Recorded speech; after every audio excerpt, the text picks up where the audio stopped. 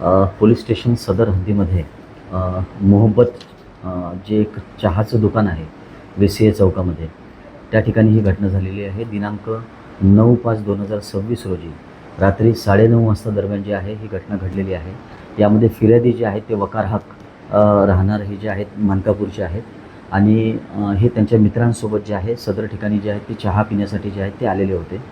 तर त्यांचेच परिचित जे आहेत एक यामधले जे आरोपी आहेत जावेद बगदादी म्हणून, तर हे जे आहेत त्यांच्या गाडीनं आलेत आणि हे चहा पित असताना त्यांचा त्या जे फिर्यादी आहेत त्यांचा त्यांच्या पत्नीसोबत मागील 5 वर्ष अगोदर अफेअर असल्याचा जो संशय आहे, या संशयाच्या कारणावरून जे आहे त्यांनी नारळ कापण्याचं जे शस्त्र आहे त्या शस्त्राने जे आहे त्यांना मारण्याचा प्रयत्न केला. त्यामध्ये जे आहे त्यांना पाठीवरती जे आहे म्हणजे थोडक्यात जो आहे तो ज्याला जखम म्हणतात ती झालेली आहे.